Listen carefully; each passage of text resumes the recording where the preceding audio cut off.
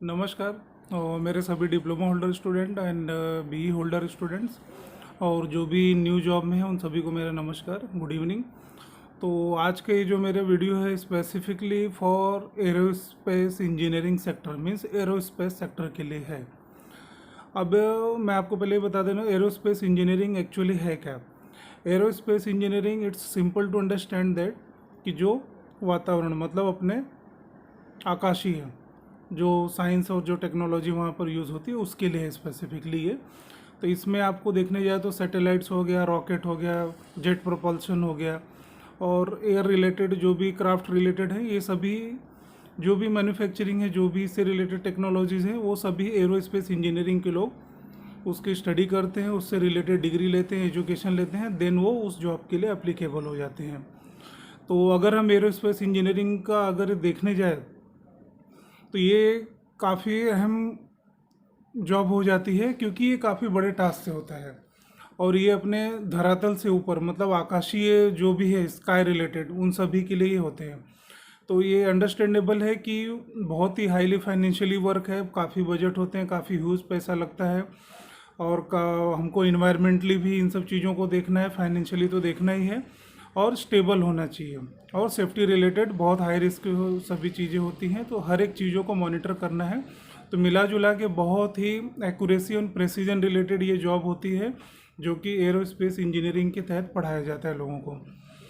अब aerospace engineering जब complete होता है आपका बीई एमई जो भी है होने के बाद, बीटेक एमटेक होने के बाद, इन सब जॉबों में आपको जाना कैसे है, किस तरीके से वहाँ जॉब होती है। तो इससे रिलेटेड जो जॉब होती हैं, जो कंपनियां हैं, वो जैसे कि एयरबस कंपनी है, बोइंग कंपनी है, अल्ट्रन है, ये सभी प्राइवेट और कुछ संस्थाएं इन्हें फंडिंग करती हैं, उस हिसाब से चलते हैं।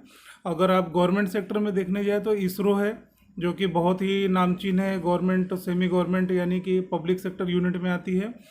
और उसके अलावा कुछ लोग एरोस्पेस के लोग डीआरडीओ में भी जा सकते हैं एग्ज़ाम दे करके, क्योंकि वहाँ पे भी मिसाइलें होती है, लॉन्चिंग होती हैं, सभी चीज़ों की मैन्युफैक्चरिंग और उसका प्रोडक्शन हैवी प्रोडक्शन होता है, हैवी इंजीनियरिंग बोल के होता है वहाँ पर। तो इस तरीके से ये इस तरीके का पोर्टफोलियो है इन सब जॉबों से रिलेटेड। अब कौन कौन से इंजीनियरिंग के लोग इसमें एरोस्पेस इंडस्ट्री में जा सकते हैं, तो इसमें सबसे पहले मैं अगर बताना चाहूँ तो मोस्टली ऑलमोस्ट सभी इंजीनियरिंग के लोगों के लिए स्कोप है एरोस्पेस इंडस्ट्रीज़ में। उसमें आप मैकेनिकल पकड़िए, electrical, electronics and telecommunication, instrumentation, civil, computer engineering, computer science और आईटी भी एक सेपरेट डिपार्टमेंट होता है, वहाँ पर आईटी का भी स्कोप काफ़ी रहता है। तो मिला जुला के सभी इंजीनियरिंग के लिए यहाँ पे अच्छा स्कोप है। बट ये है कि सैलरी में वेरिएशन बहुत है एरोस्पेस इंडस्ट्रीज़ में, मतलब सैलरी में फ्लक्चुएशंस बहुत हैं, क्योंकि जिन कंपनियों के मैंने स्टार्टिंग में नाम बताया, बोइंग हो गया, अल्ट्रन हो गए या एयरबस हो गए, तो इनके भी सैलरी में काफ़ी फ्लक्चुएशन है। यहाँ तक कि सेम कंपनी के अंदर सेम इंजीनियर्स के भी सैलरी में वेरिएशन का ग्राफ काफ़ी है। क्यों? क्योंकि उसमें डिपार्टमेंट वाइज सैलरी का बाइफर्केशन ज़्यादा होता है। तो आप कॉमनली देखेंगे सैलरी में वेरिएशन आपको बहुत मिलेगा, क्योंकि इसमें जो सबसे ज़्यादा एयरोस्पेस इंडस्ट्री में जो सबसे ज़्यादा भार और जो सबसे ज़्यादा मेजर वर्कलोड होता है प्रोजेक्ट डिपार्टमेंट पे होता है। तो क्योंकि प्रोजेक्ट डिपार्टमेंट को क्या है, पूरा का पूरा न्यू असाइनमेंट लेना है, उसे एनालिसिस करवाना है, डेवलप करवाना है, सभी डिपार्टमेंट के लोगों से फॉलोअप लेता है, कोऑर्डिनेट करवा करके वो काम को कंप्लीट करके टास्क को रेडी करके वो हैंडओवर देता है। तो प्रोजेक्ट मैनेजमेंट टीम के ऊपर डिपेंड करता है कि आप कितने फाइनेंस में, कितने लिमिटेड बजट में आपने टास्क को पूरा किया। नहीं तो क्या है, कोई कोई प्लांट ऐसे होते हैं, कोई कोई इंडस्ट्री ऐसी होती है जो लंबा टाइम प्रोजेक्ट वाले लगा देंगे, तो आपका बहुत कुछ इंडस्ट्री का नुकसान हो जाता है वहाँ पर। तो प्रोजेक्ट डिपार्टमेंट को यहाँ पे काफ़ी हाई सैलरी, हाई ग्रोथ रहता है, क्योंकि उनके पास न्यू टास्क रहते हैं मोस्टली। उसके बाद अगर आप देखने जाएंगे तो जो सिस्टम इंजीनियरिंग डिपार्टमेंट है या जो फाइनाइट एलिमेंट एनालिसिस सेक्शन है, उनकी सैलरी उसके बाद अच्छी हो, मतलब लेकिन प्रोजेक्ट मैनेजमेंट टीम से थोड़ी नीचे रहेगी, क्योंकि प्रोजेक्ट मैनेजर, प्रोजेक्ट इंजीनियर की सैलरी अच्छी रहेगी, उसके नीचे जो डिज़ाइन डेवलपमेंट है, सिस्टम इंजीनियरिंग डिपार्टमेंट है, उन लोगों का सेकंड स्केल पे आ जाएगा। थर्ड स्केल पे अगर आप देखने जाएंगे और थोड़ा नीचे, तो जो एनालिसिस है, टेस्टिंग एंड एनालिसिस, उनका थोड़ा सैलरी और कम हो जाएगा। और नीचे आप जाएंगे तो जो रूटीन के जो मेंटेनेंस है, जो सिस्टम रिलेटेड वर्क्स है, फिर जो एरोसिस है या एरोनॉटिक्स जिसको एरोनिक्स बोलते हैं, वो सभी बॉटम सिस्टम लेवल का मैनेजमेंट का काम करते हैं। तो उनकी सैलरी उससे भी लो हो जाती है। तो ये है सैलरी का पूरा बाइफर्केशन जो मैंने आपको बताया। अब सर्विसेज आपकी कितनी है उसके हिसाब से आपको कितनी सैलरी मिलेगी। तो जो स्टार्टिंग पे होती है इन सब कंपनियों की, जैसे एयरबस हो गया, अल्ट्रन हो गया, बोइंग वगैरह हो गए, सभी की, तो स्टार्टिंग में जो सैलरी है ईयरली बेस पे 1 लाख से 1.5 लाख 2 लाख पर मैटर करेगा। जब आप 3 से 4 साल की सर्विस पे हो जाएंगे तो ये थोड़ा 3 से 4 लाख तक भी जा सकती है। लेकिन जब आप इसमें बहुत ज़्यादा एक्सपीरियंस होते हैं, बहुत ज़्यादा आपका टैलेंट है, स्कोप अच्छा है, तो जहाँ 7 साल 8 साल होगा तो आपकी सैलरी 10 लाख 12 लाख 14 लाख 15 लाख तक भी जा सकती है। और 15 से 20 साल की सर्विस में 40 लाख 50 लाख 60 लाख 70 लाख 80 लाख तक भी जा सकते हैं। लेकिन उतने हायर पोस्ट पे सारे के सारे इंजीनियर तो पहुंच नहीं सकते, तो वो कुछ लिमिटेड लोग ही पहुंचते हैं। इसके लिए उनको पे स्केल देना हर एक इंडस्ट्री के लिए पॉसिबल होती है, क्योंकि एक ही दो को देना है। सारे के सारे उनके पास अगर 100 इंजीनियर, तो 100 के 100 इंजीनियर तो 20 साल में 1 करोड़ तो नहीं कमाने वाले। ये तो फैक्ट है, आपको एक्सेप्ट करना ही पड़ेगा और करना ही है। ठीक है, तो ये हो गया सैलरी स्ट्रक्चर की बात की मैंने। अब डिपार्टमेंट कौन कौन से होते हैं वहाँ पर, डिटेल डिपार्टमेंट की बात कर रहा हूँ। जैसे वहाँ पर डिज़ाइन एंड डेवलपमेंट हो गया, क्वालिटी एश्योरेंस रहेगा, क्वालिटी कंट्रोल्स रहते हैं, टेस्टिंग डिपार्टमेंट है, इंस्पेक्शन डिपार्टमेंट है, सेफ्टी डिपार्टमेंट है, इन्वायरमेंट डिपार्टमेंट भी वहाँ पे काम करता है। तो ले दे करके आप अगर देखने जाए तो सारे डिपार्टमेंट का होल एंड सोल यहाँ पे रिस्पॉन्सिबल होते हैं। क्यों? क्योंकि ये जो टास्क होता है एरोस्पेस इंडस्ट्रीज़ का, ये बहुत ही क्रिटिकल टास्क होती है, क्योंकि इसमें आपको ह्यूमन लाइफ भी सेव करनी है, इन्वायरमेंट भी आपको सेव करना है। तो आप जो भी कुछ बनाएंगे उसका जब टेस्टिंग होगा, जब उसकी इंस्पेक्शन होगी, क्वालिटी का अप्रूवल होगा, तो बहुत हाईली एक्यूरेसी और प्रेसिजिव जॉब होती है, प्रेसिजिव टेस्टिंग करनी होती है, कि जिससे कि ह्यूमन लाइफ को कोई रिस्क ना हो और इन्वायरमेंट को कोई नुकसान ना हो, और फाइनेंशियली जो बजट आपने लिया हुआ है अपने हाथ में करोड़ों का, उसमें नुकसान भी ना हो।